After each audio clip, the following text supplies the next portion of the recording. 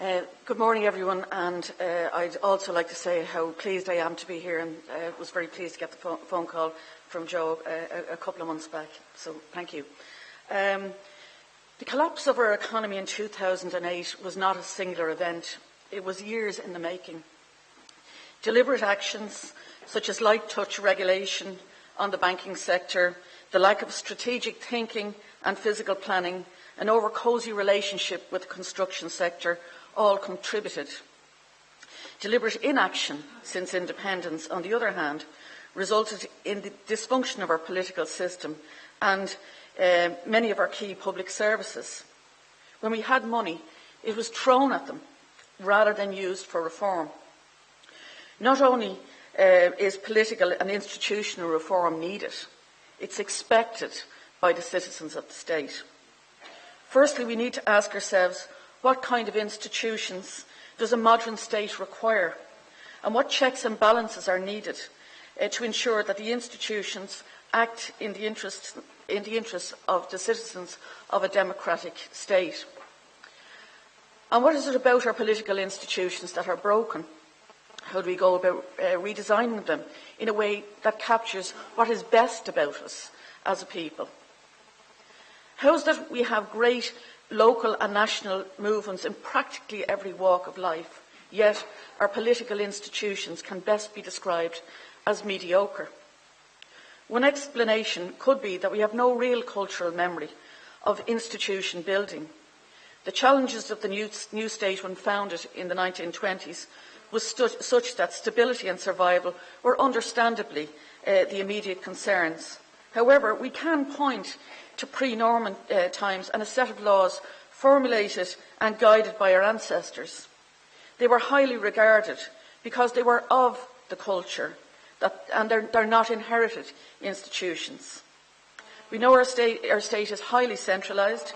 We can fix that by decentralising power and introducing new functions to a radically, and I stress the word radically, reformed local government system, and by separating the executive from the legislature, as is the case in countries like France. I had expected the reform programme to have been predicated on a number of criteria, such as what's wrong with our public service and political institutions, and how do we fix those problems? How do we redesign these systems in a way that builds on our natural strengths, and we have many? How do we do this in a way that delivers quality services, in a way that we end up with a set of functioning institutions that are efficient, cost-effective, easily understood and engaged with, and most of all, citizen and community-centred? Currently, with few exceptions, it seems there's just one question driving the reform agenda, and that is, how can we save money? The silo-based approach to such cuts often results in savings being made on one side with costs incurred on the other, often producing poor outcomes and alienating citizens who are frustrated by the lack of vision and the lack of inclusiveness in the reform agenda. The lofty desire that existed prior to the general election that reform would deliver a set of political and public service institutions that would be fit for the 21st century has disappeared along the way, and it needs and can be recaptured. We need a higher level of ambition, which includes a vision of the kind of institutions we need, together with considering how they will interact with each other, what kind of culture those institutions foster, and what outcomes are desired. What concerns me is that we're seeing a piecemeal approach to reform driven primarily by cost cutting. And we do need to cut costs, and I acknowledge that. I was at a conference last year by Social Justice Ireland, and Tony Fahey, head of the School of Applied Social Science at UCD, gave a very inspiring paper, the title of which was Welfare and Debt, Lessons from Beveridge and His Times. The reason why it was so interesting was because it reminded us of the timing of Beveridge's visionary thinking around the creation of the welfare state in 1942, in the middle of the Second World War. He also addressed the post-war debt solutions and their outcomes, which are interesting in their own right to revisit. He told us that Beveridge believed that a revolutionary moment in world's history, is a time for revolutions, not for patching up. Unfortunately, there is no great big vision driving the so-called reform programme, which seems to be limited to one electoral cycle and lacks the long view that Beveridge took. Not only was he visionary, his system was hopeful at a time when people dared not hope. I believe we're at that unique moment in time, and we should not, and we cannot allow it to be wasted. If political reform is to bear fruit, I believe we need to look at the whole set of political institutions rather than take a piecemeal approach. I'm convinced that cannot be meaningful Dáil reform without local government reform. If we are to counter the excessive centralisation that dominates, we need a stable, functioning location to decentralise it to. In doing this, we need to work to our strengths. We have been capable of designing and building such organisations and institutions as the GAA, the Credit Union Movement, the Carers Association, just to mention a few. All were a response to a need and capture values such as solidarity, volunteerism, culture, care, etc. Each also functions within a defined geographic space that people identify with.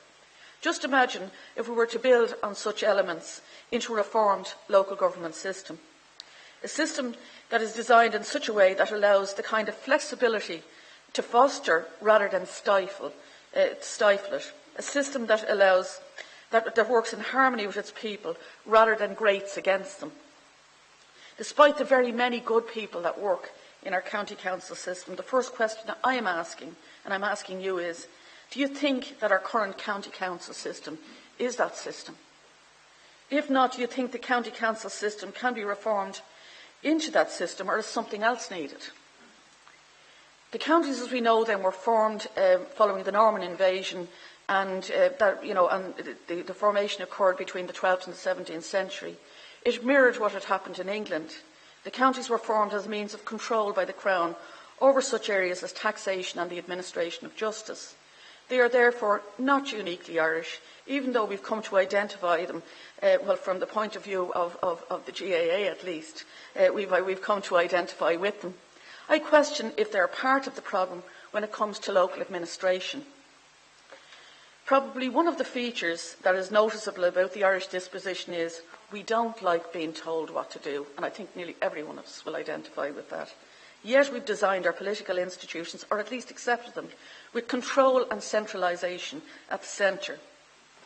I was greatly impressed by the new urban living project that NUIM sociology department did a few years ago. They studied the emerging social fabrics of 4 new suburbs and satellite towns in the Greater Dublin region: Lucan, Leixlip, Mullingar and Ratoath, which were considered to be representative development patterns occurring throughout much of Ireland's cities and towns.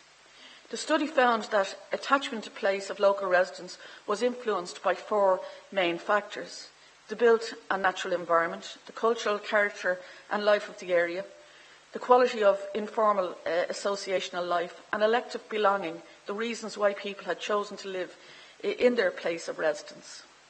I'm convinced we need to refashion our local government system in a way that really allows people to govern themselves in the place they actually identify with and the place that they have elected to live in.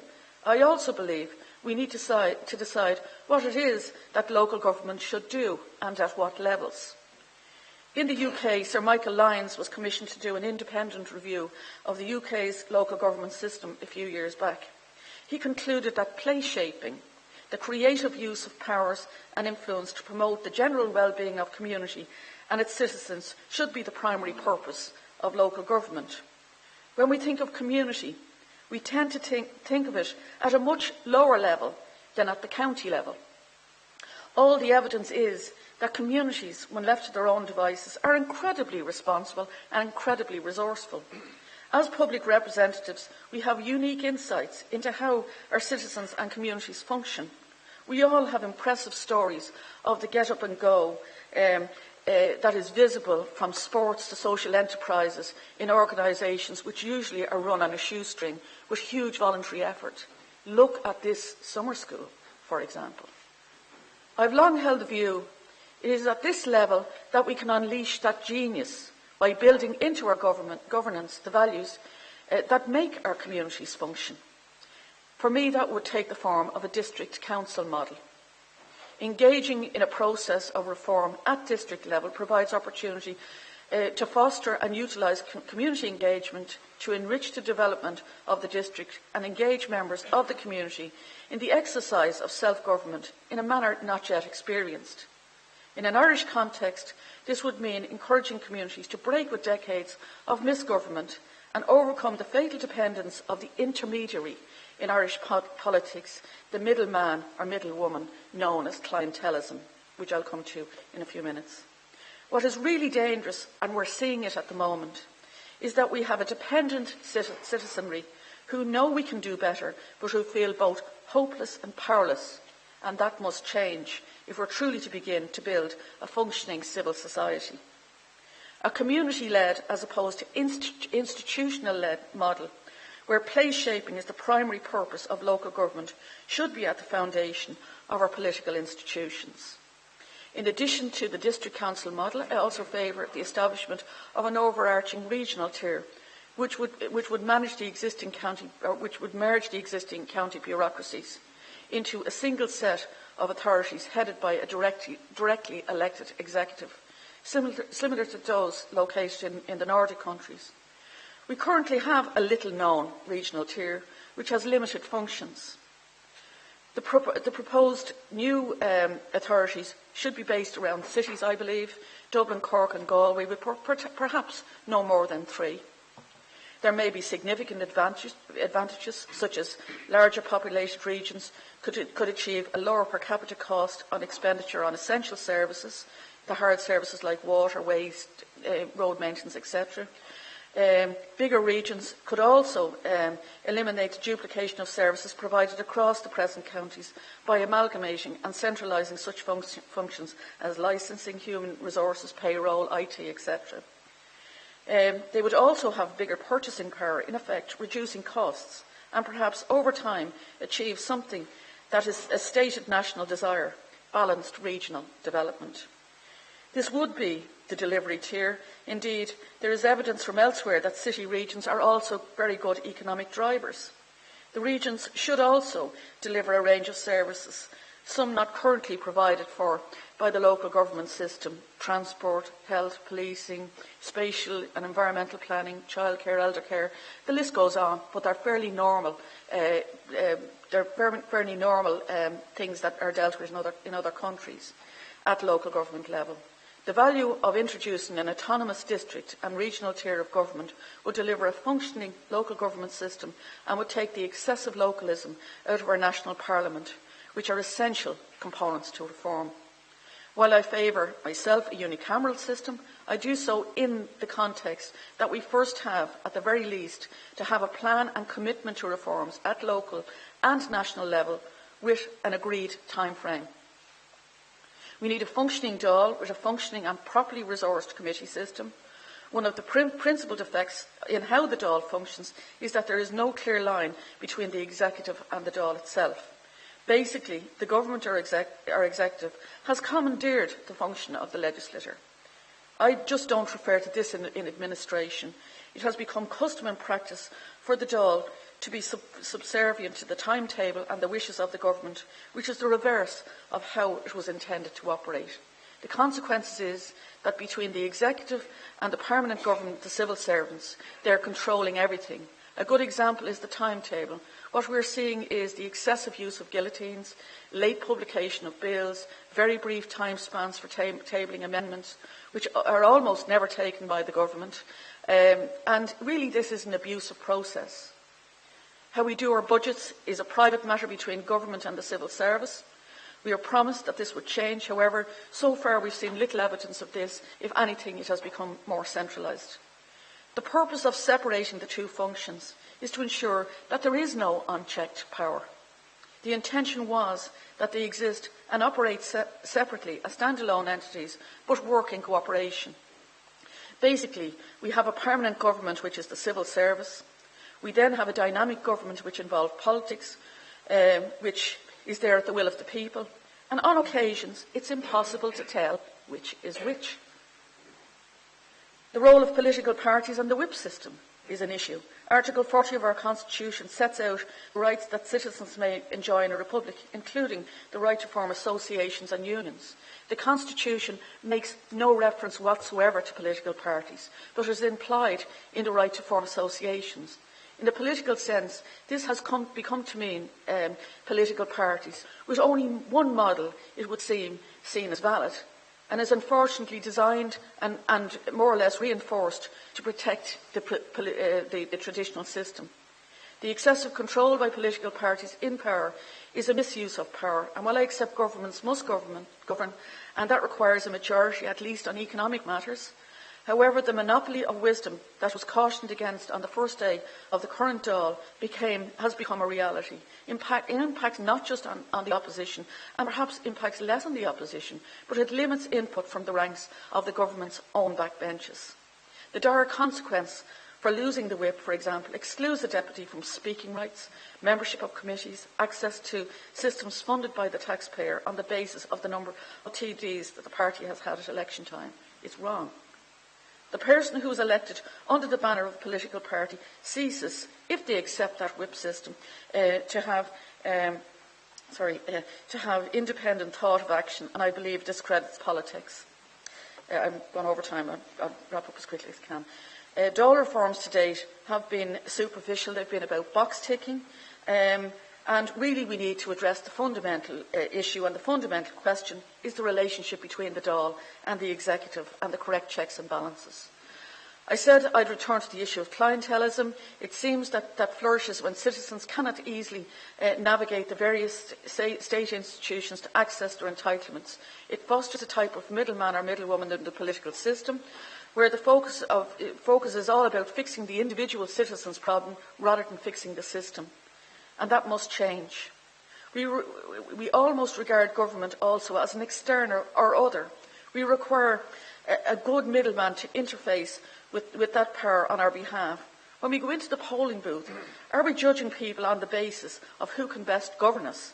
Or are we thinking about who has the best skills as an intermediary between me and the nameless power that I have no influence over? If we are to change the political culture to focus on fixing the system rather than an individual's problem, I believe it would lead to a clash of ideas where real choices would emerge and politics becomes policy rather than personality driven. I just want to refer to one thing. Look, we can rob ideas from other locations. I was very impressed with a Norwegian system of e-government that produced huge savings, like, for example, 17% less hours were spent on administration with an investment. It did take an investment. But over 10 years, they've saved the equivalent of $7 billion US dollars on a system that has digitised and has replaced a lot of the traditional ways of doing things. Let's start looking at things that are good ideas elsewhere, and I think that it's a good example. But it has to be done in a way that people can engage with easily. Just to sum up then, Republican ideals require us to put the citizen at the centre, to design our systems in a way that inspires, facilitates and engages citizens in a way that makes the best use of our collective talents. I've set out, I hope, what is a snapshot of what I think some of the reform initiatives should be. We will soon commemorate the 100th anniversary of the Easter Rising and the foundation of our state. That was a revolutionary time. We are now in a different but revolutionary time. It is time for fundamental reform. We need to stop the patchwork and start rebuilding a better and more inclusive future. Thank you.